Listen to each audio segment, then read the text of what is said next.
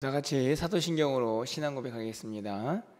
전능하사 천지를 만드신 하나님 아버지를 내가 믿사오며 그 외아들 우리 주 예수 그리스도를 믿사오니 이는 성령으로 잉태하사 동정녀 마리아에게 나시고 본디오 빌라도에게 고난을 받으사 십자가에 못 박혀 죽으시고 장사한 지 사흘 만에 죽은 자 가운데서 다시 살아나시며 하늘에 오르사 전능하신 하나님 우편에 앉아 계시다가 저희로서 산자와 죽은 자를 심판하러 오시리라.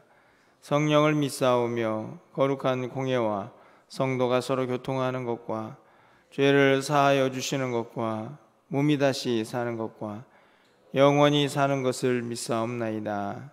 아멘. 우리 찬송가 176장 찬양드리겠습니다. 주 어느 때에 다시 오실는지 176장입니다.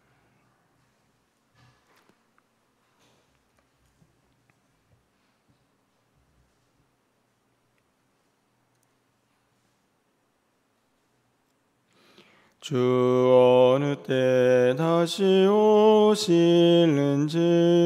아는 이가 없으니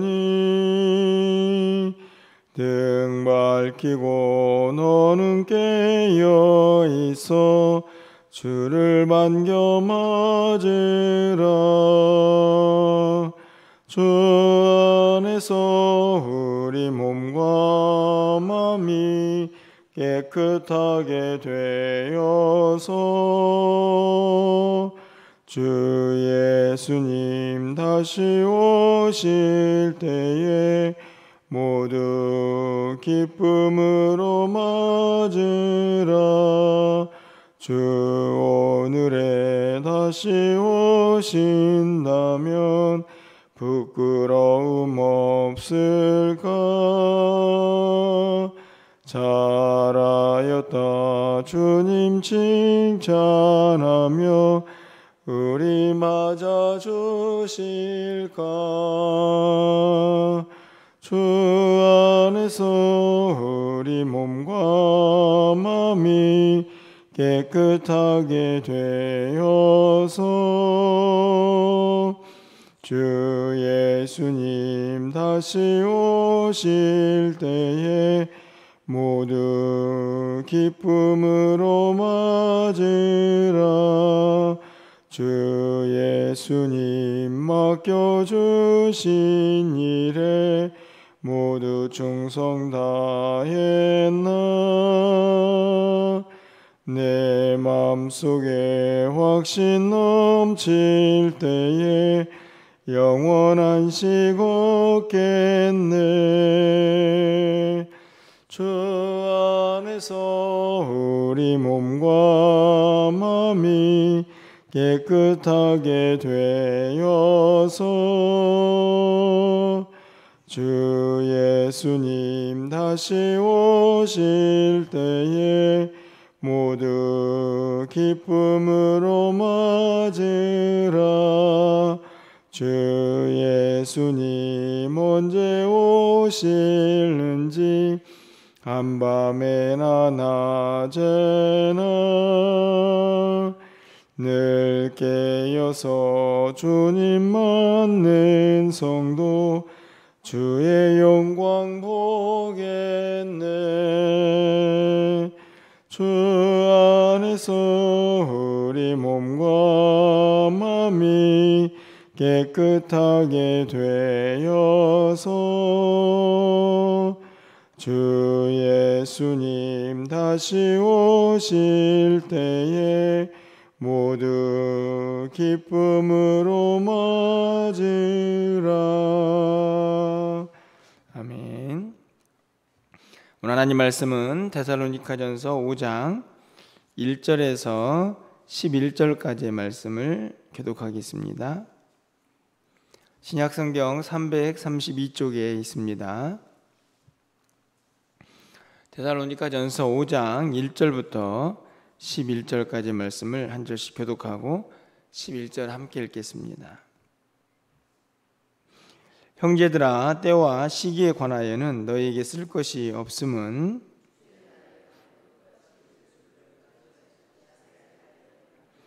그들이 평안하다 안전하다 할 그때에 임신한 여자에게 해산의 고통이 이름과 같이 멸망이 갑자기 그들에게 이르리니 결코 피하지 못하리라.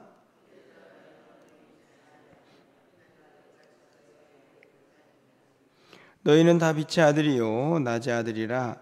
우리가 밤이나 어둠에 속하지 아니하나니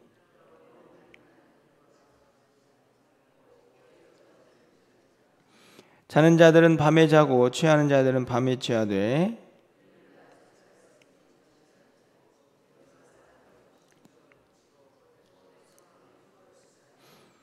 하나님이 우리를 세우심은 노하심에 이르게 하심이 아니요 오직 우리 주 예수 그리스도로 말미암아 구원을 받게 하심이라.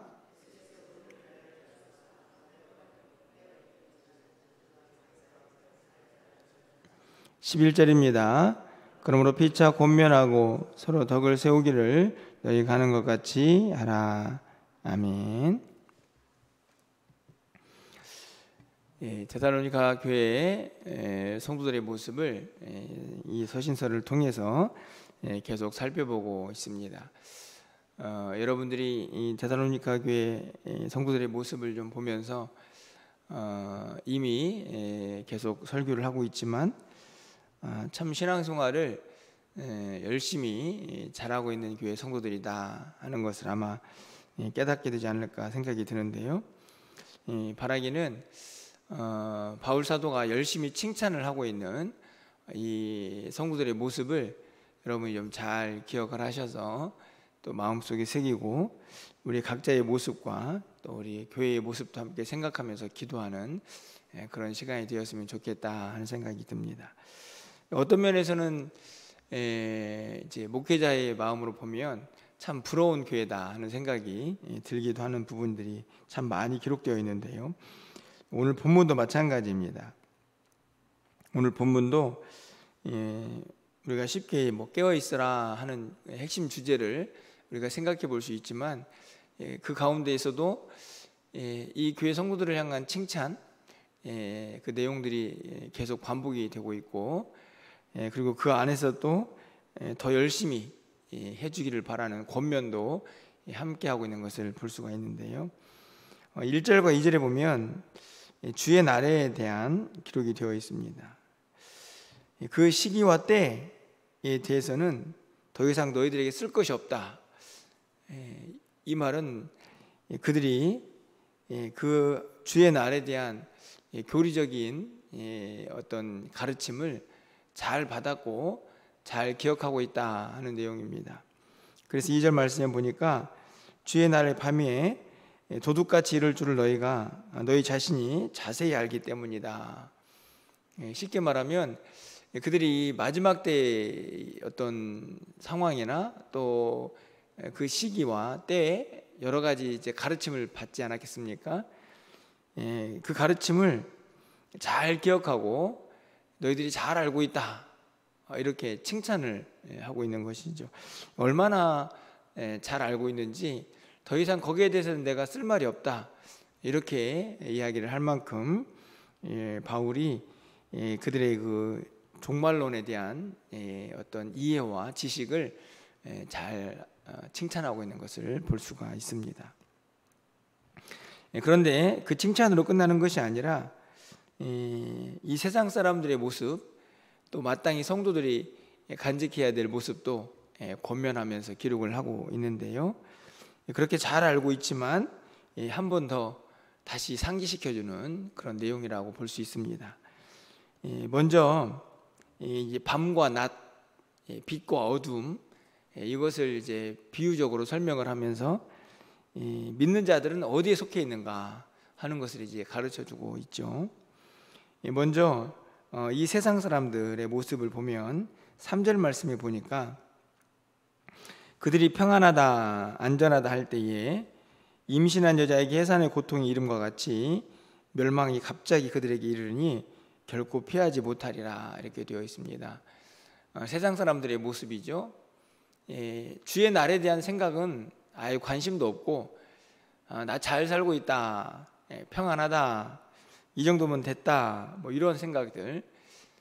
하지만 그렇게 생각하다가 갑자기 임하는 그 멸망을 그들은 피하지 못할 것이다. 이렇게 이제 말씀을 하고 있습니다. 그 이유가 7절에 나와 있는데요. 7절 말씀을 보면 자는 자들은 밤에 자고 취하는 자들은 밤에 취하되 이렇게 되어 있습니다. 이 밤의 속성이죠. 어둠의 속성이라고 할 수 있습니다. 이 잠과 취함, 이 두 가지가 등장을 하죠. 여러분 당연하게 여러분들 일반적으로 밤에 잠을 잡니다. 그리고 사람들이 밤에 취하죠. 물론 뭐 낮술을 먹는 사람도 있고 낮에 잠을 자는 사람도 있지만 일반적이지 않고 일반적으로 사람들은 이 어둠의 시간이 되면 잠을 자고 또 술에 취하기도 하죠. 그런데 이것은 이제 비유적으로 이 세상의 모습이다 하는 것입니다. 어둠에 속한 자들은 밤의 시간에 있기 때문에 잠을 자고 그리고 뭔가에 취해 있는 것, 지극히 정상적인 모습이죠. 그들에게는 언제 주의 날에 임할지 관심이 없기 때문에 갑작스럽게 그들의 모든 것이 멸망할 그날이 임하게 될 것이다. 이렇게 경고를 하면서 동시에 너희들은 믿는 자들이기 때문에 그렇게 살아서는 안 된다 하는 권면도 하고 있는 것이죠. 그러면서 4절에서 이렇게 이야기합니다. 세상의 모습과는 대조적인 믿는 자들의 모습이죠.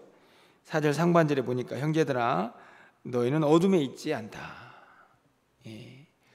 세상은 어둠이 있지만 믿는 우리들은 그 반대편에 있죠. 그래서 낮의 시간, 빛의 시간 속에 있음을 분명하게 가르쳐 줍니다.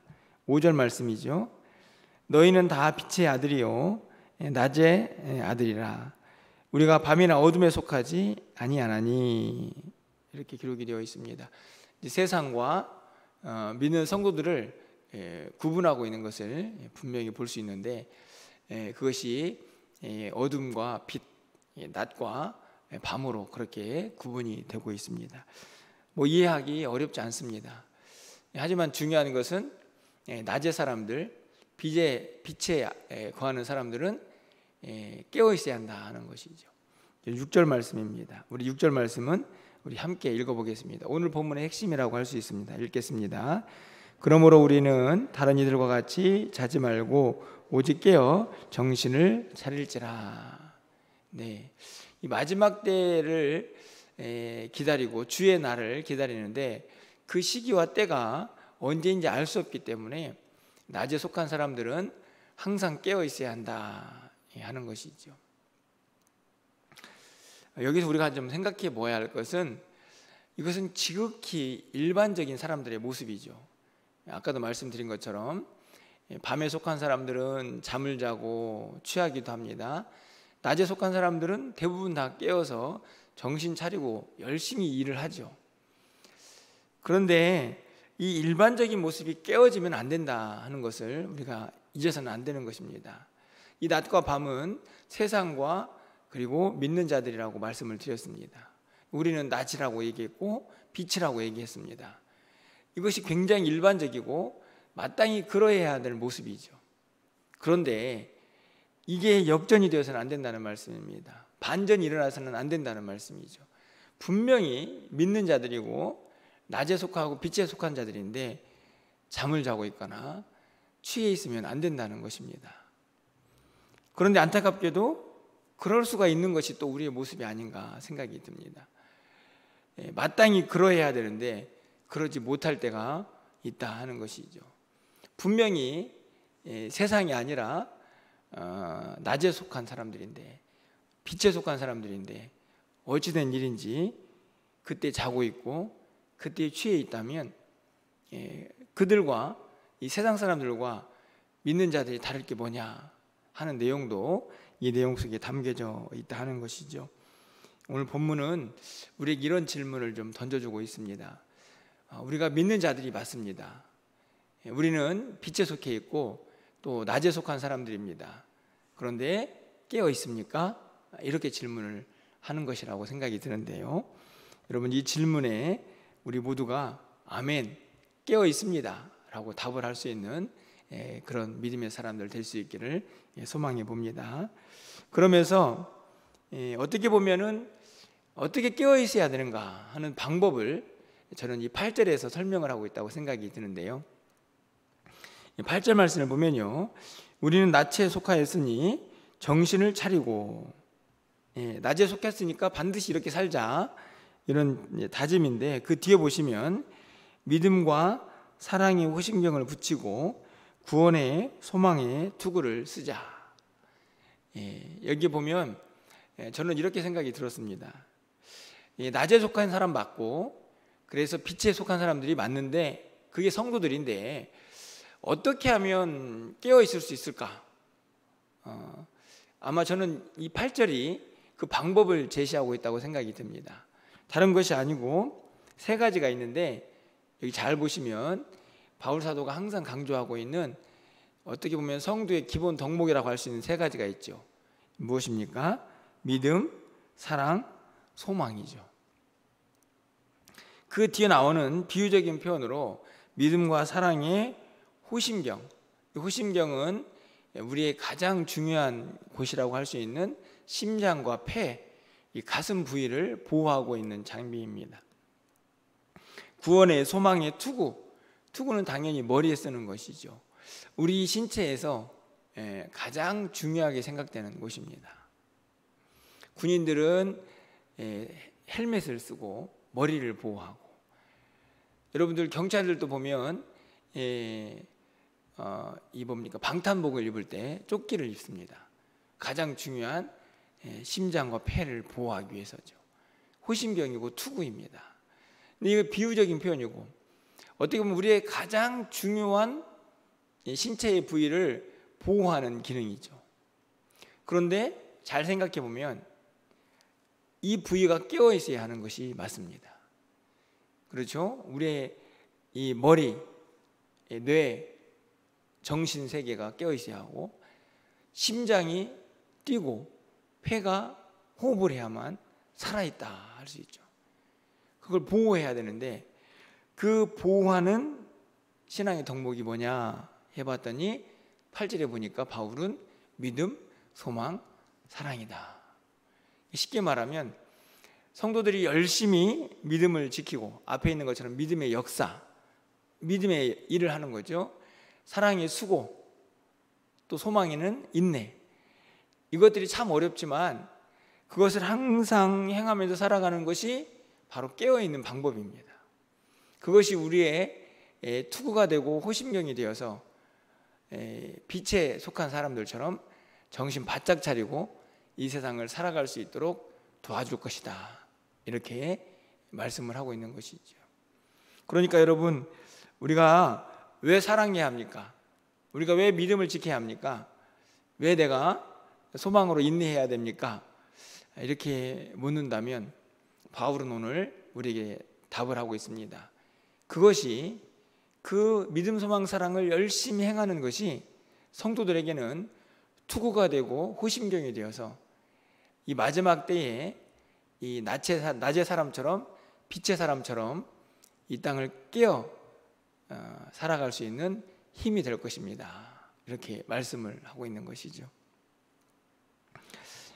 깨어 있다, 빛에 속해 있다, 정신 차리고 살자, 이런 말들이 굉장히 추상적으로 보인다면 저는 8절은 조금 더 구체적인 방법을 제시하고 있다고 생각이 듭니다. 여러분 모두가, 우리 모두가 항상 믿음, 소망, 사랑을 간직하셔서 이 마지막 때에 깨어있는 성도로 살아갈 수 있기를 간절히 소망합니다. 이것을 열심히 행하셔야 합니다. 제가 처음 이 데살로니가 전서를 설교할 때도 말씀을 드렸지만, 믿음에는 뒤에 역사가 따르고, 사랑에는 수고가 따르고, 그리고 소망에는 인내가 따르지 않았습니까? 다 구체적인 행동이 필요한 그런 단어들이라는 것을 여러분이 꼭 기억하셔서 그것들을 통해서 우리의 가장 중요한 부위를 지켜내고 정신 차리고 마지막 때를 살아갈 수 있는 우리 모두가 될 수 있기를 간절히 소망합니다. 마지막으로 참 말씀을 읽으면서 또 한 번 도전이 되는 내용이 있습니다. 자, 이렇게 칭찬도 하고 권면도 했죠. 그리고 11절 말씀을 보시면 또 이렇게 결론을 맺고 있는데요. 마지막 11절 우리 함께 좀 읽어보도록 하겠습니다. 읽겠습니다. 그러므로 피차 권면하고 서로 덕을 세우기를 너희가 하는 것 같이 하라. 이 구절도 잘 보시면 앞에 부분에는 권면이 있지 않습니까? 피차 권면하고 서로 덕을 세우고, 이 말씀은 앞에 있는 내용들이죠. 야, 주의 날이 가까이 오는데 우리 정신 차리고 있자, 우리 깨어 있자, 믿음, 소망, 사랑 가지고 열심히 살아보자, 이렇게 피차 권면하고 또 덕을 세우는데, 그 뒤에 있는 말씀을 한번 보시면 뭐라고 기록되어 있습니까? 너희가 하는 것 같이 하라. 이 말은 무슨 말인가요? 이미 그렇게 잘하고 있다. 저는 그렇습니다. 이 말씀, 이런 말씀을 읽을 때마다 참 이 교회는 정말 행복한 교회구나. 여러분 그렇지 않습니까? 어제도 우리가 읽은 말씀을 보면 이미 잘하고 있는데 더욱 그렇게 하라, 이런 구절이 있었습니다. 오늘 본문도 보니까 너희가 그렇게 하고 있다, 이미 잘하고 있다, 주의 날에 대해서 너무 잘 알고 있다. 그런데 내가 한 번 더 권면한다. 잘하고 있는데 더 잘해라. 이렇게 기록을 하고 있으니 여러분 얼마나 아름답고 또 인간 바울의 모습만이 아니라 주님 보시기에 정말 얼마나 복된 교회인가 하는 것을 다시 한번 생각해 보게 되는 것입니다. 어제도 말씀을 드렸지만 새벽을 깨우고 또 열심히 기도 생활을 하시는 우리 성도님들 이미 잘하고 계시는데 더욱 더 잘할 수 있는 그런 결단과 다짐이 있기를 소망해 보고, 그런 모습을 통해서 우리 주님도 우리 교회를 칭찬하고 잘하고 있다, 하지만 더 열심히 해라, 이 세상이 악하니까 자지 말고 깨어서 마지막 때를 잘 살면서 주님 오실 그날을 기다려라 하는 이 권면의 말씀을 다시 한번 우리 마음속에 새기는 이 아침이 될 수 있기를 간절히 소망합니다. 여러분 기도하시면서 도전도 받고 우리도 데살로니가 교회 같은 성도들이 되었으면 좋겠다 하는 어떤 소망도 간직하시면서 우리가 함께 기도하면서 그 목표를 향해서 힘있게 달려갈 수 있는 우리 모두가 될 수 있기를 주님의 이름으로 간절히 축원합니다. 기도하겠습니다. 하나님 참 감사합니다. 데살로니가 교회 성도들 모습을 통해서 이미 너무나 잘하고 있지만, 너무나 잘 알고 있지만 내가 다시 한번 권면하고 또 편지를 쓴다라고 하는 바울 사도의 고백을 우리가 보고 있습니다. 얼마나 기쁘고 또 힘이 되고 위로가 되는 교회인지 다시 한번 생각해 봅니다. 하나님, 우리 멸류관 교회도 우리 모든 성도님들도 이런 믿음의 사람들 다 될 수 있도록 주께서 역사하여 주시옵소서. 주님께서 우리의 모습을 바라보실 때 잘하고 있다, 하지만 더욱 잘했으면 좋겠다 하는 그 마음이 오늘 주님의 마음인 것을 생각하면서 그 목표를 향해서 기도하며 힘있게 달려갈 수 있는 우리 모두가 될 수 있도록 주님 도와주시옵소서. 우리의 믿음의 분량이 또 우리의 믿음의 성숙도가 얼마인지 알 수 없지만 지금부터 더 열심히 달려가고자 결단하고 다짐하는 우리 모두가 되게 하여 주시옵소서. 오늘 말씀하고 있는 것처럼 마지막 때를 살고 있는 우리 모두가 믿음, 소망, 사랑 가지고 정신 차리고 항상 깨어서 주님 오실 그날을 기다릴 수 있는 믿음의 사람들이 되게 하여 주시옵소서. 오늘 한날 우리의 모든 삶을 주님께 의탁합니다. 오늘도 믿음의 성장이 있는 하루가 될 수 있도록 주님과 동행하게 하여 주시옵소서. 오늘 있을 요양원 사역 가운데도 함께 하시고 또 1층을 드나드는 모든 이들에게도 함께 하셔서 주의 영광이 가득한 귀한 시간들이 되게 하여 주시옵소서. 저녁에는 금요 기도회가 있습니다. 은혜 충만한 성령의 역사가 임하는 밤이 되게 하여 주시옵소서. 예수 그리스도의 이름으로 기도합나이다. 아멘.